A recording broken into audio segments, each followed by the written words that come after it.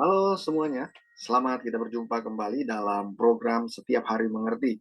Bersama dengan saya, Paulus Pinontoan Tirayo, yang akan menemani Bapak Ibu Saudara dalam beberapa waktu ke depan.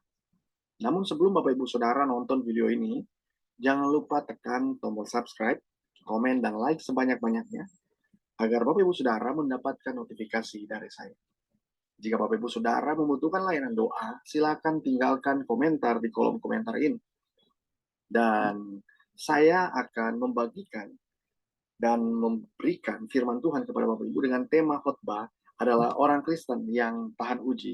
Bapak Ibu Saudara, kita boleh temukan firman Tuhan yang akan saya bagikan kepada Bapak Ibu di dalam kitab Yakobus pasal pertama, ayat 12 sampai ayat yang 18. Firman Tuhan berkata, "Berbahagialah orang yang bertahan dalam pencobaan, sebab apabila ia sudah tahan uji, ia akan menerima mahkota kehidupan yang dijanjikan Allah kepada barang siapa yang mengasihi dia.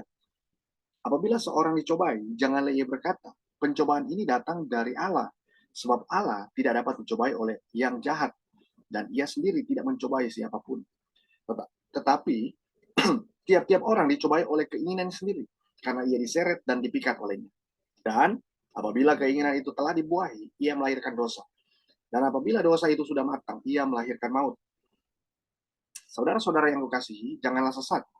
Setiap pemberian yang baik dan setiap anugerah yang sempurna datangnya dari atas, diturunkan dari Bapa segala terang, padanya tidak ada perubahan atau bayangan karena pertukaran. Atas kehendaknya sendiri, ia telah menjadikan kita oleh firman kebenaran, supaya kita pada tingkat yang tertentu menjadi anak sulung di antara semua ciptaannya. Bapak Ibu Saudara yang diberkati oleh Tuhan, sahabat-sahabat Paulus, surat Yakobus ini ditujukan kepada orang Kristen Yahudi, yang kemudian kita juga boleh melakukan dan merenungkan firman Tuhan ini. Hal ini dikarenakan Yesus menampakkan diri pada Yakobus dan memberikan kepadanya untuk supaya dapat disampaikan kepada orang-orang Yahudi Kristen pada waktu itu. Dan ini adalah sebuah anugerah dan sebuah kasih karunia. Dan tujuan penulisan surat ini selanjutnya juga adalah untuk membimbing anggota jemaat keluar dari kesalahan menuju hidup yang benar. Itu konteks firman Tuhan yang uh, dimaksudkan atau ditujukan. Lalu kemudian kita di sini melihat bahwa kalau kita baca firman Tuhan ini, di sini dalam ayat 12 dikatakan berbahagialah orang yang bertahan dalam pencobaan, sebab apabila ia sudah tahan uji, ia akan menerima mahkota kehidupan yang dijanjikan Allah kepada barang siapa yang mengasihi dia. Nah, Bapak Ibu Saudara yang diberkati oleh Tuhan, berbahagia adalah orang yang berani melakukan apa yang menjadi kehendak Allah. Yang berusaha untuk mencari dan memperoleh sesuatu yang adalah mahkota, atau yaitu kehidupan yang kekal, yang dijanjikan oleh Tuhan kepada banyak orang. Dalam kehidupan ini, menunjukkan ada banyak hal yang membuat manusia kehilangan kebahagiaan. Karena diejek oleh teman, lalu kemudian karena merasa Tuhan itu jauh, lalu kemudian juga karena tidak berbahagia karena penyakit yang diderita bertahun-tahun, sehingga beraktivitas saja susah dan sulit. Dalam konteks ini, ada banyak penderitaan yang dialami, sehingga bisa menggoncangkan, bukan hanya saja secara psikis, tetapi juga secara fisik. Dan penderitaan itu adalah sebuah penganiayaan. Karena ada salah satu para ahli yang mengatakan bahwa penderitaan itu adalah penganiayaan. Yang saya kutip dari dia. Dia mengatakan bahwa yes, penderitaan itu adalah sebuah penganiayaan. Mengapa? Karena kan otomatis orang yang kalau secara psikologi maksud saya, orang secara psikologi dia mengalami ketidakbahagiaan. Nah, itu akan menyebabkan yang mengindikasikan bahwa ini adalah sebuah penganiayaan. Nah, sejarah menunjukkan bagaimana penganiayaan menjadi salah satu cobaan yang terjadi kepada umat Kristen pada waktu itu. Namun Alkitab justru menunjukkan prinsip yang kontras, yaitu berbahagia dalam pencobaan. Bagaimana mungkin orang bisa berbahagia dalam masa-masa pencobaan? Bagaimana mungkin kita akan merasa bahagia kalau kita sendiri sedang ya, mengalami hal yang nggak mengenakan gitu. Lalu kemudian menjadi suatu persoalan yang besar bagi kita setelah kita mengalami hal yang nggak kita sukai, justru itu yang akan kita tolak, yang sebenarnya itu dari Tuhan. Ya. Yang sebenarnya Tuhan luaskan, bukan karena Tuhan mencobai, bukan karena Tuhan luaskan. Nah, bagaimana mengerti hal ini? Apakah kebahagiaan identik tanpa penderitaan? Atau apakah penderitaan bisa dinilai sebagai suatu kebahagiaan?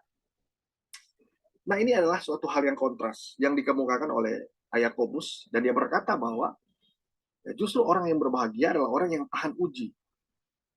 Di sini ada 3 hal yang membuat orang Kristen tahan uji. Hal yang pertama, karena dia berfokus pada mahkota kehidupan. Nah, kalau kita lihat dalam ayat 12, firman Tuhan firman Tuhan katakan begini, "Berbahagialah orang yang bertahan dalam pencobaan, sebab apabila ia sudah tahan uji, ia akan menerima mahkota kehidupan yang dijanjikan Allah kepada barang siapa yang mengasihi dia." Kenapa dia tahan uji dalam pencobaan-pencobaan yang dialami? Karena fokusnya hanya ada beberapa hal, ada 3 hal di sini yang saya tulis. Oh, yang pertama adalah dia tahan uji karena dia berfokus pada mahkota kehidupan. Orang yang kalau berfokus kepada mahkota kehidupan, Bapak Ibu Saudara, kalau kita lihat seorang rasul besar, ya seorang rasul Paulus, dia seorang rasul yang luar biasa yang dipakai oleh Tuhan, yang menulis beberapa surat, dan dia sekalipun dia juga dipakai di tengah-tengah kaum Israel, dia juga harus memberitakan Injil kepada semua manusia, semua umat manusia agar supaya mendengar Injil, mendengar firman Tuhan. Nah, di sini dia sebenarnya mengalami banyak sekali pencobaan, banyak sekali hal yang membuat sebenarnya dia perlu mundur lah, gitu kan, nggak sanggup lah dia, ya, secara fisik, secara mental mungkin ini bukan bukan mental-mental orang biasa, tetapi justru karena dia berfokus kepada mahkota kehidupan. Nah, salah satu contohnya saya katakan tadi adalah Rasul Paulus. Dia berfokus pada mahkota kehidupan, sehingga apa yang terjadi? Sehingga dia itu menganggap itu adalah suatu sukacita. Suatu sukacita ketika dia harus berada di sana. Mengapa? Karena fokusnya mahkota kehidupan. Banyak sekali orang nggak tahu apa itu mahkota kehidupan. Bahkan dia nggak ngerti. Bahkan buat apa dapat mahkota kehidupan gitu kan. Buat apa mahkota kehidupan? Mending saya hidup bahkan beribu-ribu tahun di dunia ini. Ya, bahkan supaya juga saya menikmati dunia ini. Nah, ada begitu banyak konsep orang menikmati dunia ini sehingga dia lupa akan mahkota kehidupan. Nah, fokusnya teralihkan. Sehingga yang sebenarnya Tuhan ingin dia melayani Tuhan di dunia ini agar supaya dia jadi berkat, agar supaya dia menjadi menjadi orang yang memuliakan Tuhan dalam kehidupan sehari-hari. Justru dia melupakan hal-hal itu dan dia mengabaikannya. Kenapa? Karena fokusnya lain gitu. Fokusnya bukan pada mahkota kehidupan. Nah, terus ada orang bertanya begini, emang kamu sudah melihat mahkota kehidupan? Sehingga, nah justru begini, kita harus berlandaskan pada firman Tuhan saja.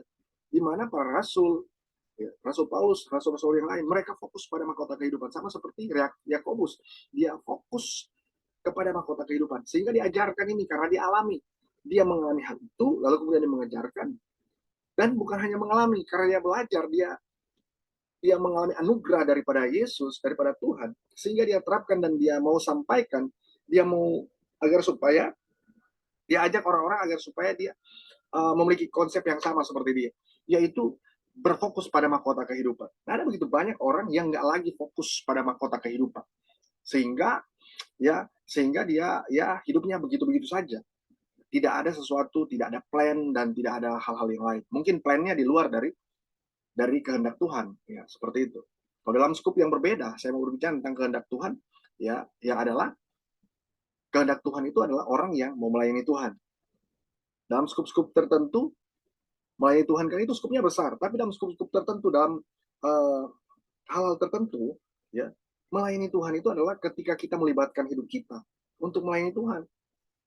Sehingga kalau kita lihat contoh-contoh orang melayani Tuhan kan mereka memberitakan Injil di mana-mana. Lah banyak orang tidak punya pemahaman ini. Banyak orang yang tidak mau memberitakan Injil. Padahal itu ada tugas orang percaya.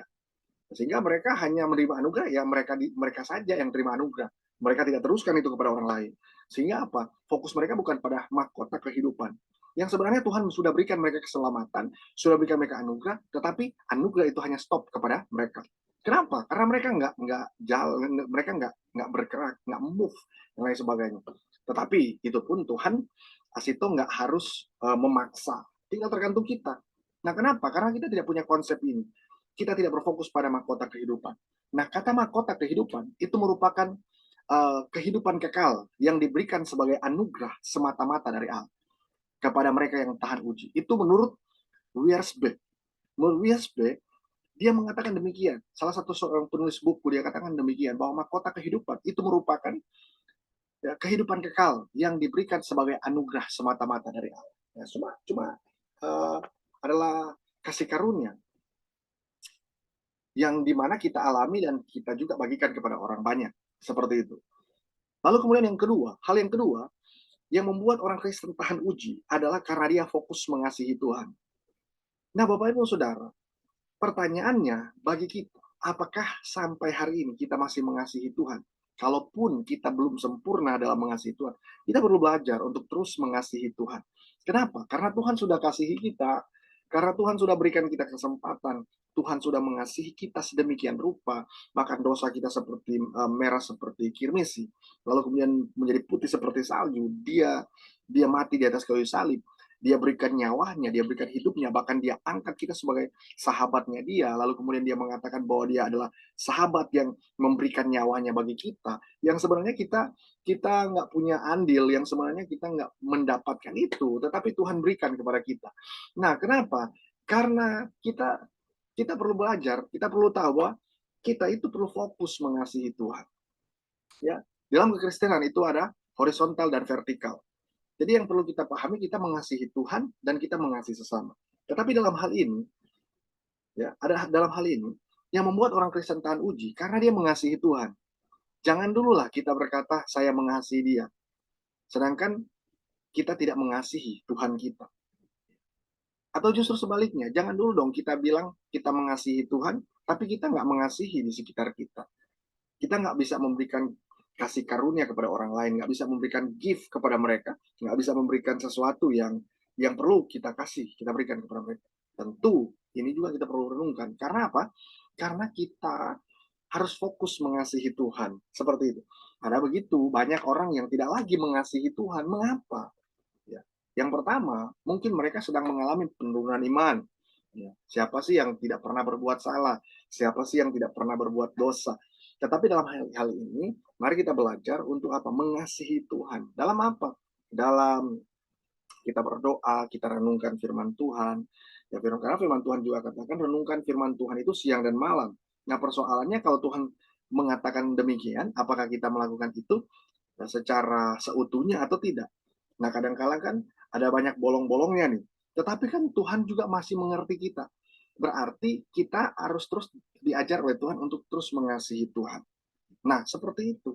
Karena dalam ayat yang ke-12 dikatakan demikian. Ayat yang ke-12 firman Tuhan katakan bahwa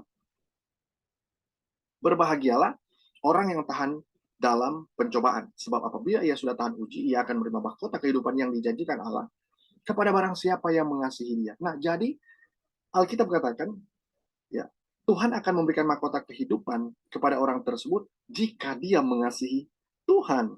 Gitu. Tidak dikatakan bahwa sekalipun dia tidak mengasihi Tuhan, maka Tuhan akan memberikan dia mahkota kehidupan. Tidak demikian kan? Tetapi justru dikatakan bahwa ketika kita mengasihi Tuhan, maka dia akan memberikan kita mahkota kehidupan. Atau ia akan menerima mahkota kehidupan yang dijanjikan Allah kepada barang siapa yang mengasihi dia, barang siapa yang mengasihi Tuhan. Tuhan sudah sediakan mahkota nih, ya, yang dianggap orang bahwa ini nggak penting, gitu. Ini nggak signifikan, nggak relevan buat apa saya dapat mahkota gitu. Mending saya dapat ya hal-hal yang dari dunia ini gitu, tawaran-tawaran dari dunia ini. Yang juga sebenarnya yang lebih bernilai, lebih punya value gitu, itu adalah mahkota kehidupan. Hanya saja kan kita mentok-mentoknya cara berpikir kita, cara berpikir duniawi gitu. Tetapi kan sebenarnya ada dua hal, cara berpikir sorga, cara berpikir duniawi. Jadi ada dua hal, kita tinggal pilih yang mana. Tetapi ada juga orang yang mengambil dua-duanya. Mau ngambil cara berpikir dunia, ya itu nggak salah, sah-sah saja. Itu tergantung kan setiap orang, itu tergantung dari setiap cara berpikir kita. Nah, tetapi dalam hal ini, dalam konteks ini, saya akan bilang bahwa kepada saudara bahwa kita harus berfokus pada mahkota kehidupan. Kalau fokus kita kepada mahkota kehidupan, maka apa yang terjadi? Kita akan melihat penyertaan Tuhan, berkat Tuhan. Nah, berkat Tuhan sangat mudah dong. Karena firman Tuhan katakan, carilah dahulu kerajaan Allah, maka semuanya itu akan ditambahkan kepadamu. Mudah kan? Kenapa? Karena kita sudah melakukan dulu. Nah, jadi firman Tuhan itu sangat-sangat luar biasa, dapat menjamin hidup kita, baik secara secara primer, ya, dan lain sebagainya kan. Nah, kenapa seperti itu? Karena firman Tuhan katakan demikian dalam ayat pertama, ya, dalam ayat 12 maksud saya, ya, sampai ayat 13 dan seterusnya. Dikatakan ia akan menerima mahkota kehidupan yang dijanjikan Allah kepada barang siapa yang mengasihi Dia. Jadi pertanyaan bagi kita adalah, masihkah kita mengasihi Tuhan? Terus sampai kapan kita mengasihi Tuhan? Kita nggak perlu tanya dong, sampai kapan sih Tuhan saya harus mengasihi engkau? Ya. Terus kalau Tuhan bertanya kepada kita, sampai kapan saya harus mengasihimu? Nah, akan repot. Jadi, kita harus mengasihi Tuhan, itu fokus kita. Yang kedua, yang ketiga, hal yang ketiga adalah karena dia tidak ingin dipikat oleh keinginannya sendiri. Ini hal yang ketiga. Hal yang ketiga adalah karena dia atau karena kita nih tidak ingin dipikat oleh keinginan diri kita sendiri. Nah, kenapa kita tahan uji? Karena tidak ingin dipikat. Kenapa ada begitu banyak orang yang tidak tahan uji? Karena banyak hal yang mengikat dia, dipikat sana-sini. Nah, ayat yang ke-13, saya bacakan buat Bapak Ibu, Saudara, sampai seterusnya. Apabila seorang dicobai, janganlah ia berkata, pencobaan ini datang dari Allah. Sebab Allah tidak dapat dicobai oleh yang jahat. Dan ia sendiri tidak mencobai siapapun.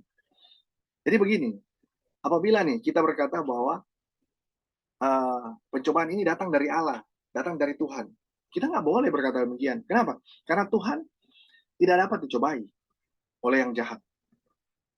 Dan Tuhan tidak mencobai siapapun. Sehingga begini, sehingga kita tidak terpikat oleh keinginan kita sendiri. Nah, jadi Bapak Ibu Saudara, mari kita lihat ya, dalam ayat-ayat selanjutnya di sini juga firman Tuhan katakan, tetapi tiap-tiap orang dicobai oleh keinginannya sendiri karena ia diseret dan dipikat olehnya. Jadi yang perlu digarisbawahi di situ adalah keinginan kita. Flesh, our flesh, ya, keinginan daging kita. Jadi ini yang membuat kadang-kala kenapa kita tidak tahan uji? Karena terlalu banyak hal yang kita inginkan, yang sebenarnya nggak perlu kita lakukan. Tetapi pun asitoh, ya, asitoh Tuhan juga menyertai kita. Asikan Tuhan masih mengasihi kita. Nah, perlu saya juga bilang bahwa poin yang kedua tadi, hal yang kedua tadi, Tuhan mengajarkan kita agar supaya kita mengasihi Dia. Karena Dia terlalu baik karena mengasihi kita. Seumur hidup kita telah merasakan kasih setia Tuhan. Bahkan mulai dari kita masih kecil sampai kita umur berapa gitu, puluhan tahun dan sebagainya, kita masih dipelihara dan masih dikasihi oleh Tuhan. Nah, lalu kemudian kita jatuh dalam keinginan kita sendiri. Kita kadang-kala mempersalahkan Tuhan. Kadang-kala kita bilang, loh, Tuhan kenapa seperti ini? Kenapa harus terjadi seperti ini? Yang sebenarnya itu keinginan kita. Ya Tuhan kan justru kasih hal-hal pedoman-pedoman, tuntunan-tuntunan agar supaya kita tidak celaka, agar supaya kita menerima kasih karunia, agar supaya kita terpelihara sempurna. Nah, tetapi karena keinginan kita, ya, dan kita dipikat oleh keinginan kita sendiri, sehingga itu kemudian yang menyebabkan menjadi suatu hal yang fatal dalam hidup kita. Lalu kemudian kita bilang begini, Tuhan kok yang salah? Kan bukan Tuhan yang mencobai kita, tetapi kita yang memikat diri kita sendiri. Ada begitu banyak orang yang merasa bahwa Tuhan terlalu jahat dalam hidupnya. Ya, Tuhan terlalu jahat dan Tuhan kok bisa membuat seperti ini? Kok hidup saya hancur-hancuran? Yang sebenarnya kan Dia yang buat dirinya hancur seperti itu. Tetapi yang disalahkan adalah Tuhan. Nah, Yakobus mengemukakan bahwa apabila seseorang dicobai, janganlah ia berkata, pencobaan ini datang dari Allah. Sebab Allah tidak dapat dicobai oleh yang jahat. Dan ia sendiri tidak mencobai siapapun. Jadi, itu adalah keinginan kita sendiri. Jadi Bapak Ibu Saudara dimanapun kita berada, saya percaya Bapak Ibu Saudara akan terus dikuatkan, dimampukan oleh Tuhan, dan saya percaya kita mampu mengasihi Tuhan karena Tuhan sudah mengasihi kita terlebih dahulu. Ayat yang ke-15, dan apabila keinginan itu telah dibuahi, ini keinginan nih, ya, keinginan itu telah dibuahi, ia melahirkan dosa. Dosa bisa juga luncas, dosa juga bisa dikatakan sin, dan dosa juga yang adalah suatu kesalahan pelanggaran. Dan apabila keinginan itu telah dibuahi, ia melahirkan dosa. Ia melahirkan dosa atau pelanggaran atau pemberontakan. Dan apabila dosa itu sudah matang, nih dosa nih sudah matang, ia melahirkan maut. Maka Yakobus ingatkan agar supaya apa? Ketika kita sedang berdosa, ya, tapi juga kita harus pahami bahwa yang paling pertama, dasar pertama yaitu Yesus Kristus sudah menebus kita dari dosa. Dia sudah memerdekakan kita, dia sudah mati atas dosa-dosa kita. Lalu kemudian ketika kita merasa berdosa, maka kita harus meminta ampun kepada Tuhan. Kita harus meminta ampun, meminta pertolongan daripada Tuhan. Karena kita secara manusia, kita nggak tahu kapan kita terdistorsi, kapan kita mengalami pikiran jahat, dan lain sebagainya. Kita nggak tahu. Maka dari itu, kita harus selalu bersekutu dengan Tuhan, mencari wajahnya, dan apa? Dan kita selalu meminta ampun kepada Tuhan. Sehingga kita dapat tahan uji dalam hal ini. Nah, iblis mulai mengintimidasi kita ketika kita mulai melakukan hal yang baik, kita mulai tidak lagi memiliki keinginan-keinginan yang sebenarnya kita tidak perlu inginkan. Nah, disitulah iblis mulai mulai ingin mengintimidasi kita agar supaya kita dapat lagi mengambil kesempatan itu. Yang sebenarnya Tuhan sudah selamatkan kita, merdekakan kita, berikan kita kemenangan. Lalu kemudian ayat yang ke-16, firman Tuhan katakan, saudara-saudara yang kukasihi, janganlah sesat. Nah, Yakobus memandang, ya, menurut Yakobus, saudara-saudara yang kukasihi, janganlah sesat. Karena ternyata pada waktu itu ada orang-orang yang beranggapan bahwa, ya, bahwa dosa itu datangnya dari atas. Dosa itu datangnya dari Tuhan. Pencobaan itu datangnya dari Tuhan. Sehingga dia katakan, dia kebukakan presentasinya kepada bahkan kepada kita, tetapi juga kepada orang-orang lain dan sebelum-sebelum kita. Jadi dia juga katakan kepada audiens pada waktu itu bahwa apa? Bahwa pencobaan-pencobaan itu bukan datangnya dari Tuhan, tapi pencobaan-pencobaan itu datangnya dari keinginan manusia itu sendiri. Sehingga dia tekankan di ayat yang ke-16, saudara-saudara yang kukasihi, janganlah sesat. Janganlah sesat. Nah, ini adalah penekanan kata. Yang di situ digunakan kata tanda seru. Otomatis ini sesuatu yang signifikan, sesuatu yang penting untuk direnungkan. Ayat yang ke-17, setiap pemberian yang baik dan setiap anugerah yang sempurna datangnya dari atas, diturunkan dari Bapa segala terang. Jadi nih, Yakobus punya konsep nih. Setiap pemberian yang baik dan setiap anugerah yang sempurna datangnya dari atas, diturunkan dari Bapa segala terang. Padanya tidak ada perubahan atau bayangan karena pertukaran. Firman Tuhan katakan, ya, sesuatu yang baik, segala yang mulia, segala yang suci, segala yang enak didengar, itu datangnya dari Bapa. Tetapi sesuatu yang jahat itu datangnya dari manusia, karena ulah manusia, karena hal-hal yang dibuat oleh manusia sehingga menyebabkan dosa-dosa dan pencobaan-pencobaan. Nah, kalaupun kita pernah mengalami hal yang demikian, kita pernah melakukan dosa, nah itu sama seperti yang saya katakan tadi adalah apa? Kita minta ampun kepada Tuhan. Nah, seperti itu. Lalu kemudian firman Tuhan juga mengingatkan kita agar supaya kita selalu datang bersekutu dengan Tuhan, selalu datang supaya dibaharui oleh Tuhan. Nah, Bapak Ibu Saudaraku yang terkasih dalam Tuhan, biasanya nih, orang lain akan mengajak kita untuk tidak tahan uji. Itu jelas. Hanya karena mereka tidak tahan uji. Nah, jadi mereka nggak tahan uji nih, mengajarkan kepada kita atau kepada siapapun yang sebenarnya bisa tahan uji. Karena setelah mendengar firman Tuhan ini, mereka akan mencari teman seperti mereka. Karena mereka tidak tahan uji, mereka cari teman seperti mereka. Sebagai sesama manusia yang, ya, itu sah-sah saja. Ya, kita berteman dengan mereka. Itu secara manusia. Secara humanity, ya sah-sah saja lah kita berteman dengan mereka. Tetapi, ya, tetapi nih, secara mentalitas dan prinsipil, kita tidak perlu sama seperti mereka. Kita harus punya prinsip, kita harus punya mental kingdom, kita harus bisa memelihara hidup kita di dalam Tuhan agar supaya kita bisa tahan uji. Memang siapa sih yang tidak pernah mengalami pencobaan-pencobaan? Bahkan secara umum nih, manusia kan itu punya ekspektasi, punya keinginan, tetapi banyak orang terpikat dengan hal itu. Tetapi juga saya mau katakan bahwa mintalah pertolongan tuntunan Tuhan agar supaya Tuhan juga menyertai kita dalam kehidupan kita sehari-hari. Nah, Bapak Ibu Saudara, jadi Tuhan bukan penyebab pencobaan. Tuhan juga ya tidak mencobai. Pencobaan berasal dari keinginan diri sendiri. Ini poin-poin dari Yakobus. Pencobaan juga menyebabkan dosa yang melahirkan kematian. Pencobaan juga mendatangkan kehidupan sempurna dan kudus. Jadi pencobaan ini mendatangkan kehidupan sempurna dan kudus. Jadi memang pada dasarnya kita ini sudah sempurna. Kita menerima grace, kasih karunia. Kita menerima kemurahan Tuhan. Kita menerima kasih setia Tuhan sepanjang hidup kita. Tetapi ya, kita perlu tahu bahwa ketika kita tahan uji, maka kita akan mendapat kehidupan yang sempurna dan kudus. Itu kata kitab Yakobus.